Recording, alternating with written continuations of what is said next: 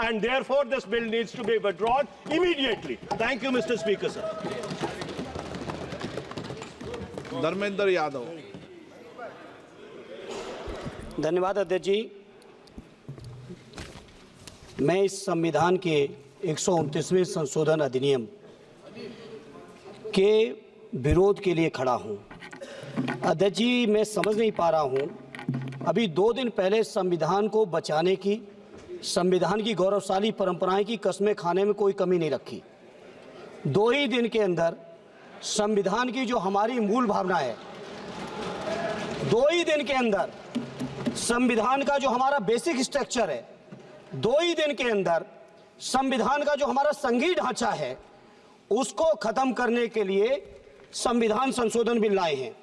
मैं मनीष तिवारी जी से सहमत हूं और अपनी पार्टी और अपने नेता आदरणीय अखिलेश यादव जी की ओर से कहना चाहता हूं, ये बिल पूरे देश के जो अलग अलग भेष, भाषाएं, संस्कृति, क्षेत्र की जो मान्यताएं हैं, जो हमारे संविधान निर्माताओं ने बहुत सोच विचार के मंथन अध्ययन करके ये संघीय ढांचा तैयार किया था, राज्यों का गठन भी किया था, संस्कृति के हिसाब से, क्षेत्र के हिसाब से, भाषा के हिसाब से, परिस्थितियों और समय के हिसाब से।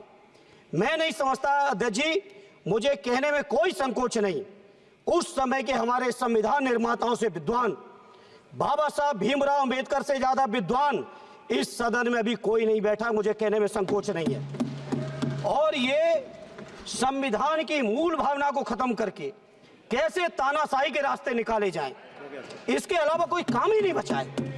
आखिर मनीष तिवारी जी ने कहा, कहीं एक विधानसभा के चुनाव अगर कोई अविश्वास आता है, अगर बहुमत नहीं मिलता है, तो क्या पूरे देश का चुनाव कराओगे? पूरे देश का चुनाव कराओगे? और ये लोग एक देश, एक संविधान, एक चुनाव की बात करते हैं। जो लोग 8 विधानसभाएं भी एक साथ नहीं करा पाते हो, मौसम देख के तारीखें बदलते हो, वो लोग बात करते हैं एक देश एक चुनाव की।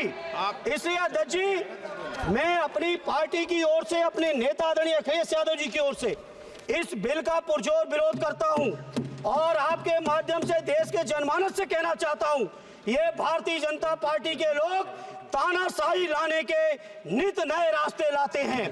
जो 8 विधानसभाओं का चुनाव एक साथ नहीं करा पाए, 4 राज्यों के चुनाव एक साथ नहीं करा पाए, वो पूरे देश की लोकसभा और सारे प्रांतों की विधानसभाएं एक साथ कराने की बात करते हैं। मैं पूछना चाहता हूं सरकार से, अगर एक प्रांत के अंदर सरकार गिरती है तो क्या पूरे देश की लोकसभा के चुनाव कराओगे? क्या अगर लोकसभा के चुनाव के चक्कर में उस प्रांत के लोग क्यों सफर करेंगे? अरे चर्चा कर लेना, अरे कुछ नहीं बचा है, कुछ नहीं बचा है आपके पास। अध्यक्ष जी, सदन को थोड़ा सा सिस्टम में लाएं। अध्यक्ष जी, आपसे अनुरोध है, आपके माध्यम से सरकार से अनुरोध है, जनता ने बड़ी उम्मीदों के साथ हम सबको भेजा है और हम सब लोगों की जिम्मेदारी है, ये संविधान विरोधी, संघीय ढांचे विरोधी, बेसिक स्ट्रक्चर विरोधी, कई केसों की चर्चा की मनीष तिवारी जी ने, मैं उनके साथ जोड़ते हुए माननीय सर्वोच्च न्यायालय की भावनाओं के विरोधी, गरीब विरोधी, दलित विरोधी, पिछड़ा विरोधी, मुसलमान विरोधी, इस नीयत को वापस लो, ये अध्यक्ष जी आपके माध्यम से मेरी आपसे प्रार्थना है। बहुत बहुत धन्यवाद। एक मिनट प्लीज। माननीय सदस्यगण, हम संसद के अंदर हर विषय की अलग अलग प्रक्रिया होती है। जब राष्ट्रपति भाषण होता है, जब बोलने की प्रक्रिया अलग होती है, संविधान पर उसकी 75 वर्ष की चर्चा पर जब विषय अलग होता है। आप जिस बिल का विधेयक पर विरोध कर रहे हैं, वो नियम 72 के तहत विरोध कर रहे हैं। तो मेरा आप सबसे आग्रह है कि हम संसद की मर्यादा, परंपरा, उसकी चर्चा को उच्च कोटि की बनाए, तो नियमों के तहत 72 में के परिप्रेक्ष्य में आप 1 मिनट प्लीज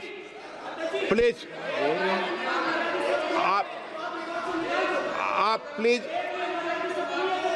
एक मेरा ये आग्रह है, ऐसे नहीं बोलते बीच में, प्लीज बैठिए, ऐसे बीच में नहीं बोलते हैं। मैंने इसलिए आपसे कहा कि मैंने किसी को नहीं कहा कि अमर्यादा बोली, मर्यादा बोली। मैंने कहा नियम 72 के तहत आप उस परिप्रेक्ष्य के अंदर बिल का विरोध करने का आपका अधिकार है, वह भी विधेयक की विधायी क्षमता, लेजिस्लेटिव कॉम्पिटेंस के विषय पर। लेकिन विषय गंभीर है, इसलिए मैं सभी मान्य सदस्यों आगे बोल रहा हूं, उस परिप्रेक्ष्य के अंदर वो अपनी बात को कहें, संविधान की मर्यादाओं के अनुरूप अपनी बात कहें। मैं सभी मान्य सदस्यों को पर्याप्त अवसर दूंगा, पर जब बिल पर डिटेल चर्चा होगी तब आप जो भाषा बोल रहे हैं वह बोलने का अधिकार रहेगा। ठीक है, सब सहमत इस बात से? आपको देंगे, आप दोनों में से तय कर